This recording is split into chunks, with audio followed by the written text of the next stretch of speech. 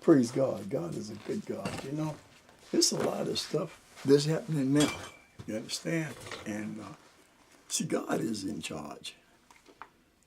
You know, we should never think really that anybody else but God is in charge. But we put our trust in man.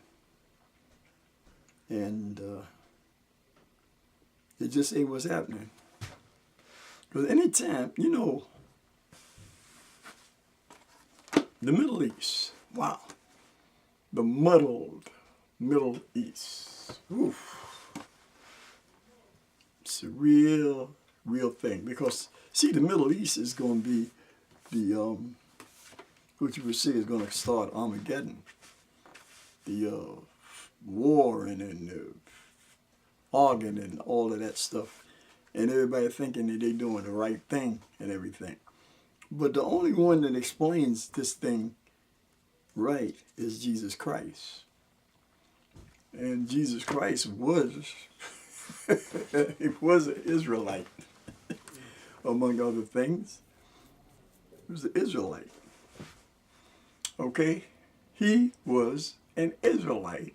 And Israelites, well, they know about Israel. He knew about Israel. There's been a real miseducation of what's going on with that. Really has been a real miseducation about who Israel is. Who Israel is. You know, you can't go and take over a land and say that you the people that moved into the land. You know, well, that happened with America. You know, the Europeans, Columbus and them, and the ones that followed him, they came to America. They took over the land. They eventually killed all the people off, or whatever. They miseducated them and had them believing that they came from another place. You know, lies, man. Lies are fabricated. People lie, man. Woof. People lie. This book don't lie, though. This book, the Bible, does not lie. Okay? You got people that read it and will read it in the manner that they want you to understand it, and the way they're reading it to you is a lie because they'd have put some in or took some out. You know, if you don't read it in the way it is, well, you can make the truth a lie. And this is really the truth. The Holy Bible is the truth. I'm sorry. I'm going to rely on that because God said his word is going to stand. He said heaven and earth will pass away. And when I go outside and look out, I don't see heaven and earth passed away. So I can still look up and I can still see the sky, and I know that heaven is above the sky and the earth, well, I'm standing on it, and it ain't passed away yet. So it must be true. It gets a lot of negative opinions of it, but I'm going to stick with it myself. And it said here, and Jesus went out. It's 24th chapter of Matthew. Check this out. Check this out. The destruction of the temple and signs before the end. Now this was before Jesus went to the cross. Jesus gave this to the disciples. And Jesus went out and departed from the temple, and his disciples came to him for to show him the buildings of the temple. And Jesus said unto them, see ye not all these things? Verily I say unto you, there shall not be left here one stone upon another that shall not be thrown down. Now he said this, he wanted to show him the buildings of the temple. Okay? And Jesus said unto them, see ye not all these things? Verily I say unto you, there shall not be left here one stone upon another that shall not be thrown down. In other words, the temple's coming down, baby. Understand? Because it's going to be another temple built that won't be destroyed. It's indestructible. And as he sat upon the Mount of Olives, this is the 3rd chapter, the disciples came unto him privately, saying, Tell us, when shall these things be, and what shall be the sign of thy coming and of the end of the world? And Jesus answered and said unto them, Take heed that no man deceive you. For many shall come in my name, saying, I am Christ, and shall deceive many. And ye shall hear of wars and rumors of wars. See that ye be not troubled, for all these things must come to pass. But the end is not yet. In other words, God was letting us know it's going to be wars. It was going to be the American Revolution War. It was going to be the First World War. It was going to be the Second World War. And it was going to be the Korean War. And it was going to be the Vietnam War. And it was going to be all of these other wars, these Middle East wars that's been going on. It's since since really years. Even 1967 there was a Middle East war. And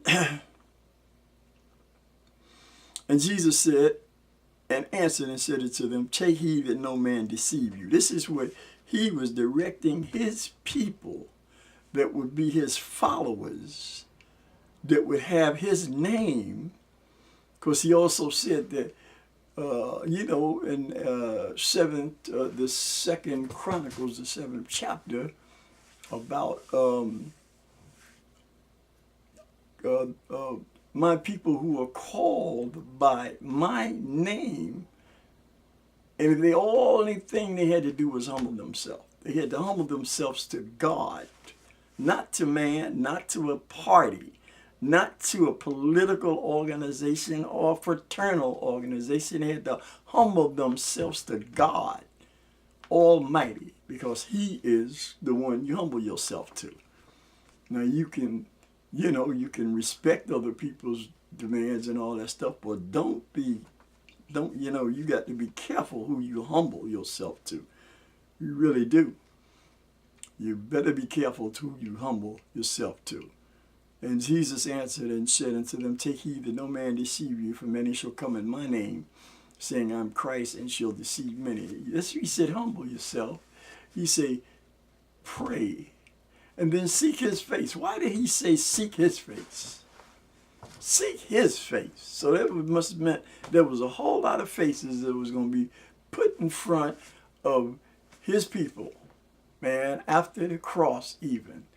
After the cross would happen, after Jesus would have made the visitation to the cross, there would still be many faces coming, and you wouldn't suppose he said it ain't gonna work unless you see my face and turn. Now that's something you got to do. It don't make a difference who you are. You got to turn from your wicked ways, because God and wickedness and God don't go together. Don't go together. Wickedness and God don't go together. Don't care who you are. Don't think what you can do and all of that.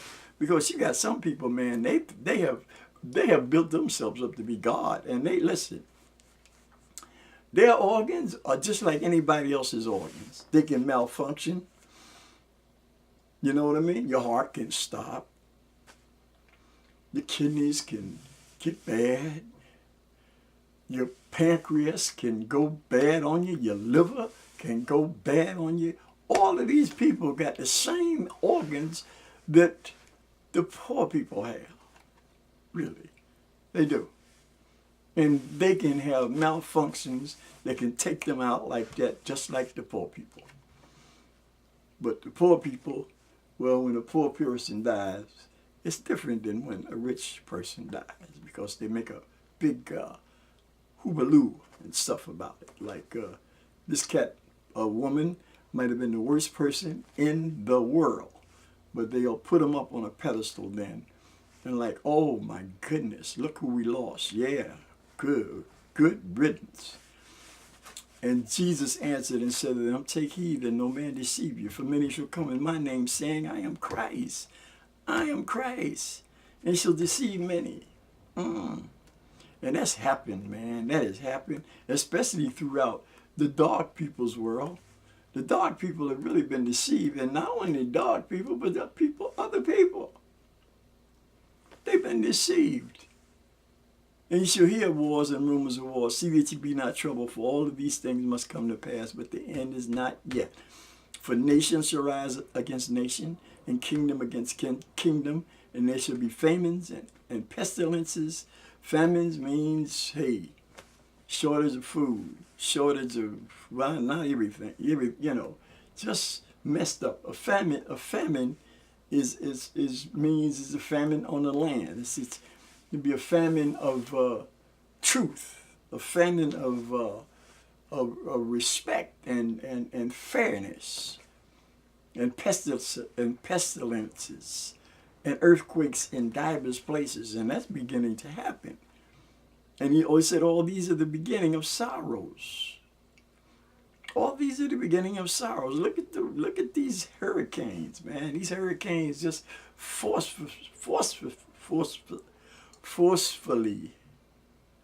just start in the Atlantic and the Pacific Oceans.